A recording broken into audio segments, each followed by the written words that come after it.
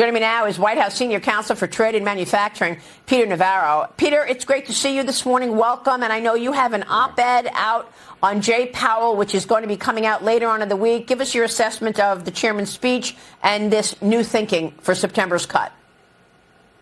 Maria, great. Thanks for asking. Look, it was 20 minutes of Powell gobbledygook and 30 seconds of pure Trump beauty.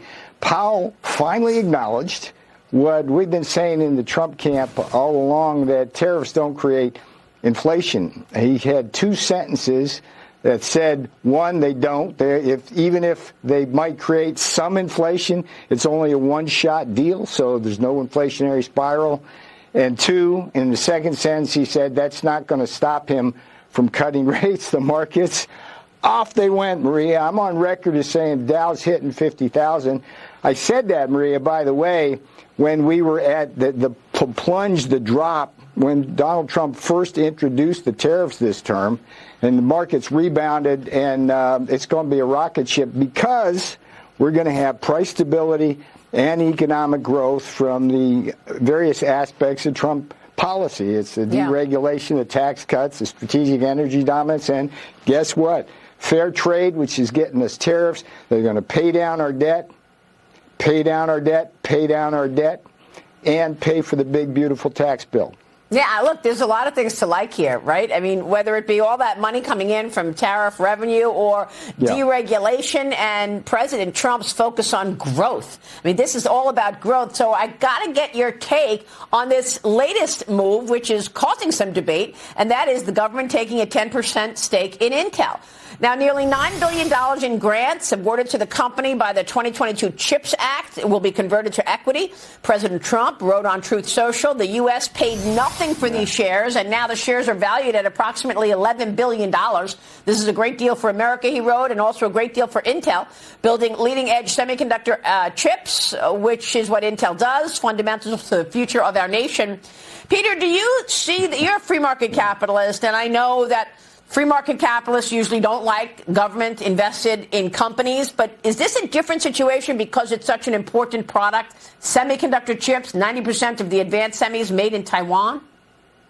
This is a hugely different situation. If we didn't have Biden's massive chip acts, which is just a giveaway, I mean, the amount of money that is going to wealthy companies in that space is obscene. If he hadn't done that, we wouldn't be able to take that 10% check. But if the government's going to give them a bunch of free money, hey, we're going to get something back for the people of America. That's the thinking. It's the thinking of President Trump. It's the thinking of Howard Lutnick at the Commerce Department. And it just makes sense for the American people. So put away all that talk about state capitalism, this, that, and the other thing. Biden was the problem when he passed that CHIPS Act and just gave free money away. We're taking some of that money back and getting folks here. I mean, if we had, look, if you look at the strategy of Donald Trump, he would have used the same strategy he's using for other strategic sectors, which is tariffs, which bring in billions, in Chip's case, probably trillions of dollars of new investment.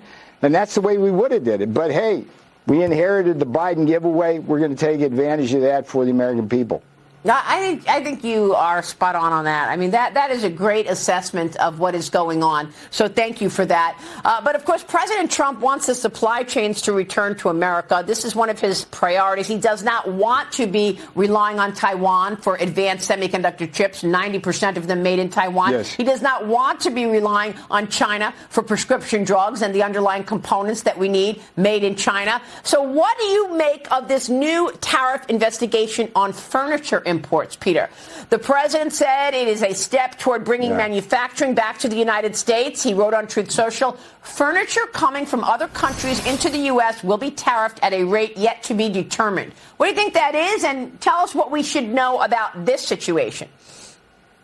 See, this is a beautiful thing. I don't know if you know this, Maria, but when I was getting my Ph.D. in economics at Harvard, I actually helped work my way through by managing a furniture store. And every year I'd go up to High Point in North Carolina and buy a bunch of stuff for the store and stuff like that. And what I saw after China joined the World Trade Organization was a total devastation of our furniture industry, our cabinetry, kitchen cabinetry, and all of that by the same usual playbook of the Chinese communists, which is to dump into markets and use all the government subsidies.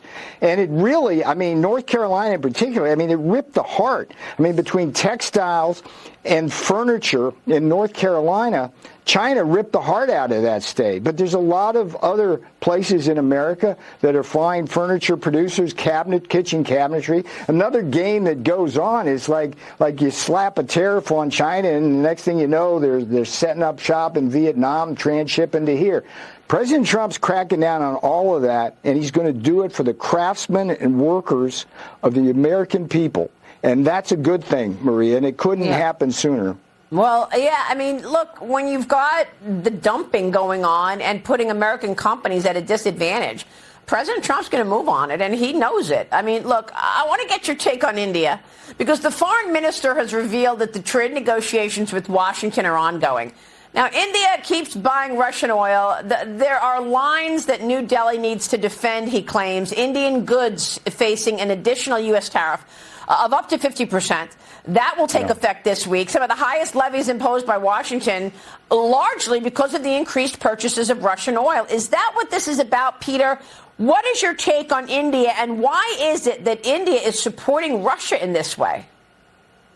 Well, first of all, Russia invaded Ukraine February 2022. Before that, India bought virtually no oil at all from Russia. After that, it's buying a ton of oil. Wow. Because the refiners in Russia have partnered with the refiners in India to do this scam. It's basically the Indians get discounted crude, and then they refine it and they sell it on world markets to Europe, Asia, and Africa. And then Russia uses that money to build more weapons to bomb Ukraine and kill people. And then the Europeans and the American taxpayers have to pony up more money to pay to protect Ukraine. That's insanity. That's absolute insanity. So no one should feel sorry for India when the United States wants them to stop buying Russia oil, when it's not to cool their homes or to drive their cars. It's just to make profits for big oil in India. And by the way, your interview with Christine Lagarde was beautiful, but when you mentioned earlier this, Europe's still buying Russian oil, that's insanity too. Yeah, it's true, and that's what President Trump is aware of and wants it to stop funding the war against Ukraine. Peter, it's always a pleasure. Great set of topics there. Thanks for being here. Take care, Maria. Peter Navarro joining us. We'll be right